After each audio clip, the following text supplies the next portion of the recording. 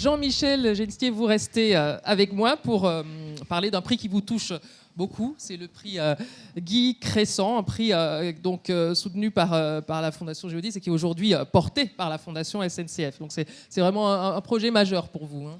Oui, c'est un projet majeur puisque, comme je vous le disais, si Géodis a eu et a dispensé des prix en direction du handicap, c'est parce qu'il y a eu un très grand monsieur qui a dirigé une belle entreprise qui s'appelait à l'époque Alberson, la plus grande entreprise de transport routier de France et de logistique qui a été intégrée. Et ce monsieur, même si je ne l'ai pas connu, mais je connais bien son fils, qui est un grand acteur de l'économie nationale, puisqu'il a eu un poste très important dans une autre grande société qui n'est pas concurrente de notre belle société, la SNCF. Et eh bien, il assume transmettre qui était son père, Guy Crescent. Et puis, j'ai eu de nombreux témoignages, et puis je vois dans la salle des gens qui l'ont bien connu.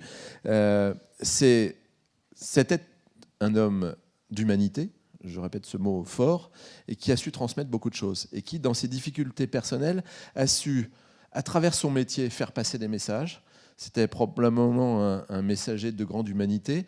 Et puis, il a su aussi créer et être vecteur de notre société, un vecteur très positif. Quand on crée le Paris Saint-Germain, pour les footeux, ça veut dire quelque chose.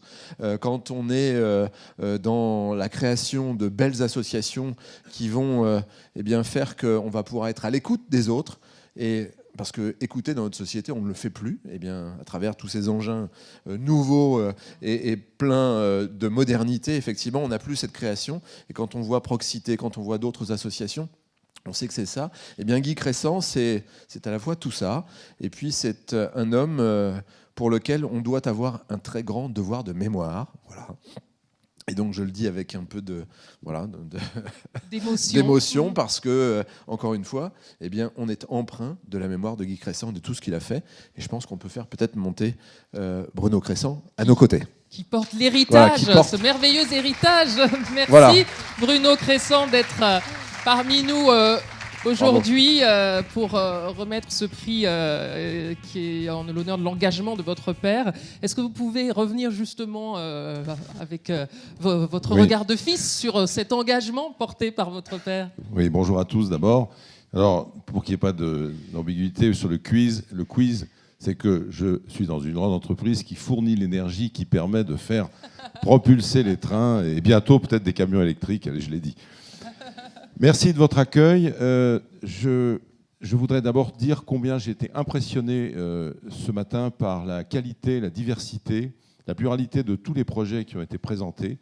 Moi-même étant dans le monde associatif assez immergé, et dire combien je trouvais que la Fondation travaillait en profondeur. Je fais partie d'un jury.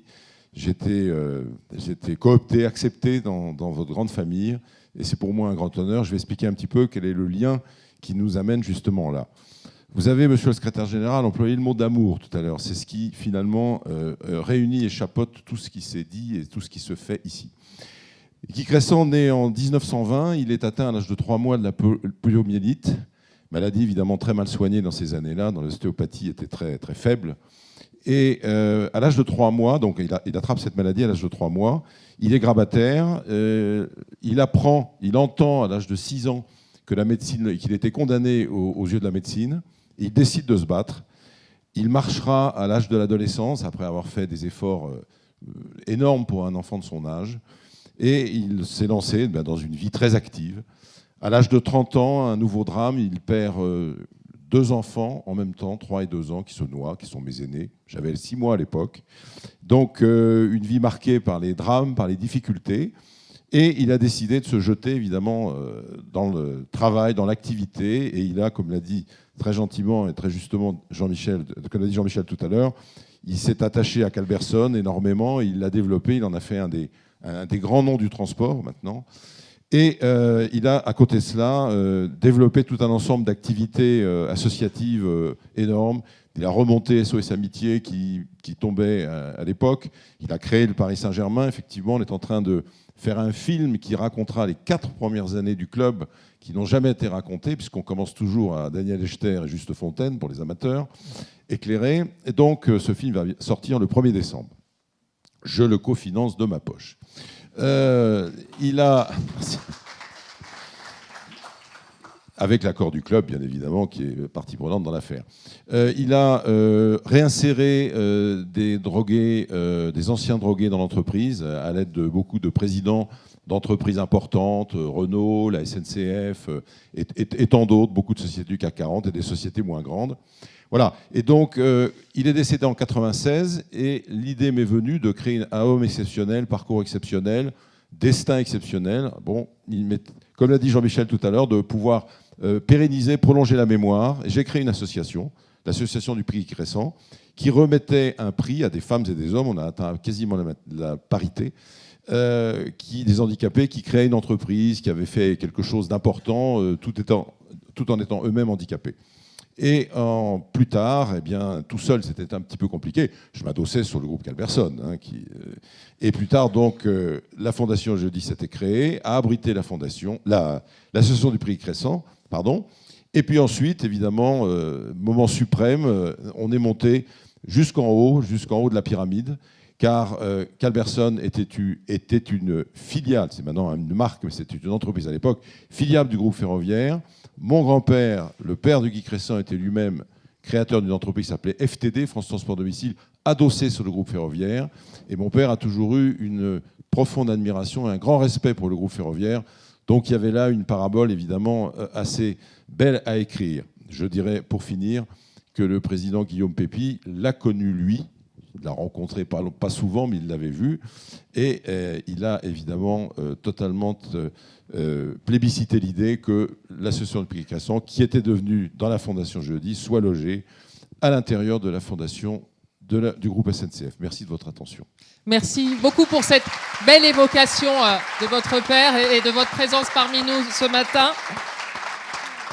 Cette année, c'est donc 5 projets qui sont récompensés, 5 coups de cœur solidaires qui ont été retenus par le jury de ce Grand Prix, que je remercie. Donc Jean Cam, Bruno, enfin vous-même, Bérangère Galland et Anne-Gaëlle Simon. Il en manque. Et Eric. Alors, Eric. Il est où, Eric? Alors, Eric, merci. Non, mais il est dans là, la salle, peut-être. Il est dans le jury, Eric. Je le remercie de vive voix. Et donc, je vais tout de suite accueillir le premier binôme, les premiers lauréats. C'est l'association Génération Danse, qui est récompensée pour son projet de développement de l'activité handi-danse. Sylvie Bortolotti et Christelle Roméo. Bravo, mesdames. Il s'agit donc de sensibiliser au handicap, favoriser l'intégration sociale et l'autonomie des personnes non valides par la danse. Et donc, ça fait 7 ans que vous êtes engagé avec cette association. Et moi, il y a une question que je me pose avec le recul aujourd'hui. Qu'est-ce qu'apportent les danseurs handicapés aux danseurs valides ? Alors, je regardais justement la photo et c'est une très très belle illustration parce que là, sur cette image, vous ne savez absolument pas qui est handicapé et qui ne l'est pas. Donc c'est vraiment c'est très parlant cette image. C'est-à-dire que du coup, avec l'association des paralysés de France, ils ont prêté les fauteuils et je crois qu'il y en a aussi un petit peu à l'assaut.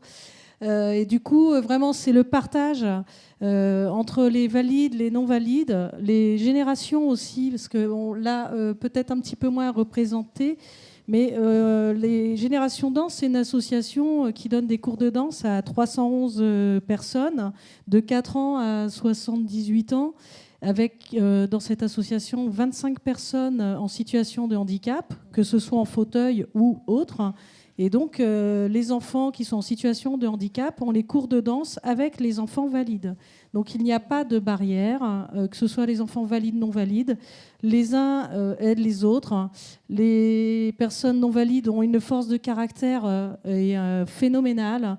Ils nous donnent une grande leçon, parfois, où finalement, des petites choses nous chagrinent, alors qu'on rencontre des difficultés beaucoup plus difficiles. Là, je vois cette photo et je repense à cette chorégraphie magnifique où toutes les personnes descendent du fauteuil allongé au sol et ont une chorégraphie qui est vraiment qui a été présentée à Modache, qui est un spectacle au niveau européen et qui se passe à Tours. Et enfin voilà, c'est vraiment c'est très très émouvant en plus parce qu'on sent, on a une, je sais pas, vous n'avez pas cette photo, mais on a une femme et une jeune fille, enfin une ado, qui sont avec des pointes, hein, donc des chaussons de danse, et la personne en fauteuil donc a une jambe avec une pointe, et donc elles ont une chorégraphie ensemble. Et derrière, vous avez une chanteuse lors de ce spectacle, moi qui m'a marqué vraiment. On avait une personne qui chantait la chanson de Bagdad Café, Calling You. Et quand on regarde ce spectacle, tout le monde dans la salle retient son souffle et pleure. Il faut emmener les mouchoirs. Hein. Quand on va voir le spectacle avec Sylvie, de toute façon, c'est pas compliqué. Il faut emmener les mouchoirs. Il y a toujours des très très moments, des moments d'émotion, des moments très très forts. Hein. Et tous les professeurs de danse sont d'une générosité phénoménale. Ils ne comptent pas leur temps. C'est absolument génial. Bah écoutez, il me semble qu'il y a un auditorium ici et il y a peut-être moyen de les découvrir en spectacle. Hein. Je lance ça, j'ai dit ça, j'ai rien dit. Hein. Le spectacle, de toute façon, Sylvie me disait ce matin, on a tellement progressé dans le handi-dance grâce à la Fondation SNCF, parce que je suis marraine de l'association depuis 3 ans. Ils ont pu, grâce à l'asso,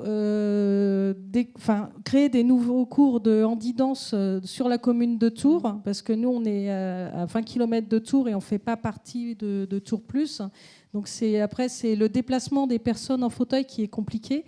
Donc grâce à la Fondation SNCF, ils ont pu créer des cours de danse sur la commune de Tours. Et du coup, les personnes sont très contentes. Et puis, quand on voit aussi une maman qui voit son enfant sur scène avec les enfants qui sont valides, et de voir son enfant, la joie dans les yeux de l'enfant et l'intégration avec les valides, les non-valides, aussi bien l'enfant se sent vraiment valorisé et les parents, ça leur fait... Le regard change, c'est sûr. Fait. Merci beaucoup et bravo encore pour ce projet. Je vous laisse recevoir votre très joli trophée et faire une petite photo... tous les 4.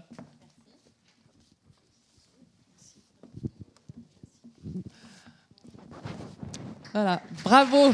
On peut les applaudir, oui. Merci beaucoup. Nous allons maintenant évoquer le deuxième projet récompensé. C'est l'association Chamalières Montferrand Natation pour la mise en place d'une section sportive natation pour déficients visuels. Alors, je ne sais pas si les lauréats sont présents. Ah, si, ils sont arrivés. Il y a eu un petit retard de train. Ça n'arrive jamais, hein, quasiment. Patrick Sauvagna et donc... Voilà, et Jean-François Pia n'est pas là. Vous êtes là, bravo. Donc, parlez-nous de ce projet. Justement, c'est un peu la même question. En compétition, quel est le regard des équipes de sportifs valides vis-à-vis de ces équipes mixtes ? Eh ben, on risque de vous surprendre. Il n'y a pas de regard particulier. C'est là la réussite du projet. C'est-à-dire que, quand, mis à part à vraiment observer et voir que les jeunes déficients visuels sont accompagnés jusqu'au plot par leurs camarades, à voir qu'ils nagent très près des lignes d'eau. Sinon, il n'y a pas de différence. Le but, c'est vraiment de faire nager des athlètes qui souffrent de handicap et de ne pas faire du handisport.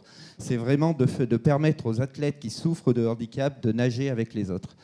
Donc, c'est une très belle réussite puisqu'on a déjà 2 nageuses qui sont intégrées à nos équipes, toutes catégories. Et c'est aussi une belle réussite parce que ça change complètement le regard des... J'écoutais ce que disait Madame pour la danse tout à l'heure et c'est exactement la même chose.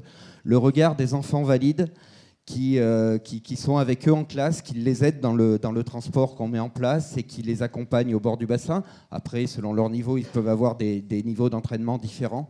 Mais ce regard-là est totalement différent. Et ça, moi, ça fait ma fierté. Je peux vous assurer aussi que ça fait la fierté de leurs parents qui se rendent compte que finalement, il ne suffit de pas grand-chose pour rendre ces enfants un petit peu moins bêtes que les autres quelquefois. Et là, c'est la grosse réussite de ce projet. Moi, je tiens à préciser quelque chose aussi, c'est qu'on avait fait il y a quelques années une école de natation pour trisomiques, pour des gens en fait qui sont un petit peu abandonnés, puisque l'apprentissage est relativement long et ça coûte une fortune aux parents s'ils veulent le faire par le schéma traditionnel. Cette section fonctionne toujours et cette section a pu démarrer et passer ces 2 premières années grâce à l'époque au soutien de la Fondation SNCF. Donc ça, c'est quelque chose de très important à mon sens, c'est que dans les collectivités locales, le temps des subventions d'équilibre est terminé. Aujourd'hui, les associations doivent quelque part être à l'équilibre. Et des actions comme celle-là sont des actions qui coûtent très cher aux associations. Et le soutien des fondations est vraiment important parce qu'elles permettent de vraiment faire démarrer ces projets. Merci beaucoup pour votre témoignage. Bravo pour votre projet. Donc, je compte sur vous pour remettre son trophée à Jean-François Piat. Merci. Petite photo tous les trois. Bravo. Merci beaucoup. Nous allons maintenant récompenser le troisième lauréat de ce prix Guy Crescent. C'est l'association Univers 7 Arrivée qui est récompensée pour un projet au titre étrange, court-métrange, un festival insolite et fantastique, accessible à tous. Merci d'accueillir Hélène Pravong de l'association Univers 7 Arrivée et Benoît Medec, SNCF Mobilité Bretagne.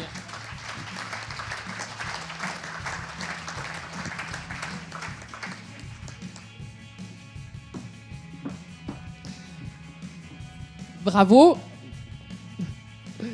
Bravo. C'est alors le projet est très intéressant. Je voudrais que vous nous le détailliez un petit peu puisqu'il s'agit en fait d'encourager la pratique du bénévolat pour les personnes handicapées. Ça va pas forcément de soi. Quels sont les freins et comment intervenez-vous?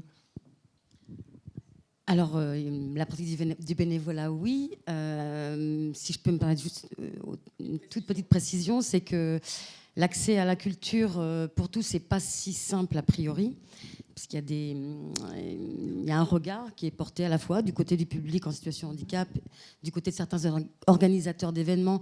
Il y a des appréhensions, et quand un événement tente de mettre en place des séances audio décrites, sous-titrées, impliquer des personnes en situation de handicap dans l'organisation même de l'événement, il y a encore là des appréhensions et une difficulté pour ce public-là de venir. Donc il faut aller le chercher un petit peu aussi. Et notamment, ce qu'on a fait à Rennes, et qui est un petit peu innovant, puisqu'on est les premiers, c'est qu'on a travaillé autour du FALC, le facile à lire et à comprendre, en dehors des séances audio décrites et sous-titrées, des masterclass signés qu'on a pu mettre en place pour tous ces publics. Le FALC, c'est un document de médiation qui a été mis en place par des travailleurs de l'ESAT, donc de Dol de Bretagne. Et c'est eux qui ont conçu ce document, qui l'ont vraiment mis à disposition de tous les publics, à la fois des publics qui ont du mal à lire, mal à comprendre des œuvres, quelles qu'elles soient. Eux l'ont fait sur notre parcours d'exposition d'art fantastique. Et je trouve que c'est le plus beau travail de bénévolat qui a été fait au sein de Court-Métrange, voilà, par ces travailleurs de l'ESAT, en dehors du bénévolat classique qu'on peut retrouver habituellement. Voilà. Eh bien, merci beaucoup et bravo. Merci. Je vous laisse recevoir votre trophée.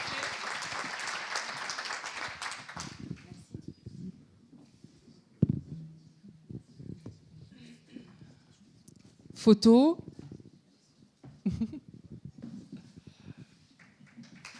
C'est très chouette ce qu'ils font, en effet, Bruno Crescent. Merci beaucoup. Nous allons maintenant retrouver les 4e lauréats de ce prix Guy Crescent. Merci. C'est donc Solishop qui a été développé par l'association Handicap Travail Solidarité. Et nous accueillons Damien Demour et Christian Avis, SNCF Mobilité Pays de Loire. Bravo messieurs. Donc, il s'agit d'offrir aux entreprises adaptées et aux établissements et services d'aide par le travail, les ESAT dont on parlait à l'instant, la possibilité de vendre leurs produits en ligne sur une plateforme dédiée. Et donc, en plus du projet soutenu, vous avez lancé, pour la plateforme de vente, vous avez lancé le label Handi Fabriqué dans nos régions. C'est nouveau. Et qu'est-ce que ça apporte, justement, cette initiative ? Peut-être avant, juste un petit mot. Un grand merci, puisque ce projet est né en fait avec la Fondation SNCF, avec un premier mécénat de compétences. Donc on fait le lien avec les prix précédents. On a été également soutenu par un coup de pouce solidaire pour pouvoir acheter du matériel pour les prises de vue, des photos, des produits qui sont vendus sur le site et donc fabriqués par les EA et les ESAT de France. Et donc maintenant, nous sommes récompensés par ce prix.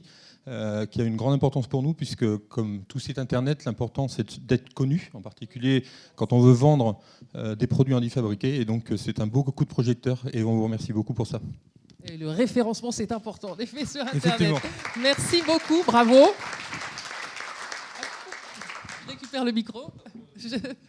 Et je vous laisse faire la photo.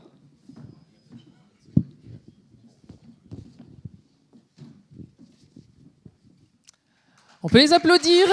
Voilà, merci beaucoup. Et puis enfin, 5e et dernier projet, c'est pour l'association MRH 45 et son projet des handicapés pour une première course moto. Et j'appelle Arnaud Guignebert et Arnaud Canamella. Je me disais bien, je les voyais au premier rang depuis le début, je me suis dit ça, c'est un look de motard. Bravo, bienvenue. Et donc, Arnaud Canamella, SNCF Paris Sud-Est, et c'est une première dans l'histoire de l'endurance qui a été possible grâce à votre projet. 2 pilotes amputés fémoraux et un pilote valide qui ont participé sur la même moto adaptée à une course de 12 heures de mani-course. C'est dingue ce défi-là. Et alors, j'ai appris que vous couriez en meute. Et alors déjà, je voudrais bien que vous m'expliquiez ce que c'est une meute à moto et la différence avec la team classique. Bonjour à tous et merci. Alors rouler en meute, c'est avoir la joie et de partir avec tous les copains sur la grille du départ, ce qui n'était pas possible il y a encore quelques années, parce que la ségrégation était terrible pour les pilotes moto. C'est qu'on avait le droit de faire des courses de moto, mais après les pilotes valides. En gros, les pilotes valides partaient et nous, on partait les derniers. Donc on a passé beaucoup de temps avec la Fédération française de motocyclisme pour faire nos preuves, pour équiper nos motos et prouver qu'en cas d'accident, on était comme les autres capables de se relever notre moto. Et depuis 5 ans, on a le droit de participer sous certaines conditions au départ, à ce qu'on appelle les départs en meute. Donc on part sur notre position, sur notre grille, en fonction des temps qu'on a fait en qualification. Et ça, c'est depuis que 5 ans. Donc du championnat de France, de la Coupe de France. Et pour 2017, un gros projet, puisque la course compte pour le championnat d'Europe. Voilà. Joli coup, bravo. Belle perf. Donc, juste pour préciser, les 12 heures mani-cours qu'on va faire en 2017, c'est une première mondiale. Donc, c'est quelque chose qui n'a jamais été fait. Donc, c'est 2 pilotes qui sont amputés, dont Arnaud, qui lui manque une jambe, et un pilote qui est carrément paralysé de la cheville et du mollet. Donc, pour nous, le plus gros challenge, ça fait 4 ans qu'on travaille dessus, c'est pouvoir équiper la moto pour les 3 pilotes, qu'on puisse faire les changements et rouler 12 heures d'affilée avec la même machine. Et on a de la chance d'avoir aussi des parrains qui nous suivent, comme monsieur Christophe Guyot, qui est le team manager du GMT 94, pour ceux qui connaissent la moto. Et pour ceux qui connaissent la Formule 1, c'est monsieur Philippe Streff, ancien pilote de Formule 1, qui a roulé avec Senna, qui nous suit énormément. Et qui a été tétraplégique. Donc ils sont nos parrains, ils nous suivent énormément. On travaille énormément sur ce projet. Ça sera une première, donc ça sera au mois de juin, c'est le 5, 6, 7 juin Justement, 2017. J'allais vous demander la date qu'on voilà. ne loupe pas, évidemment. Et donc on vous invite tous à venir nous voir, ça sera à côté de Nevers sur le circuit Manicourt. Voilà. Bruno Cresson.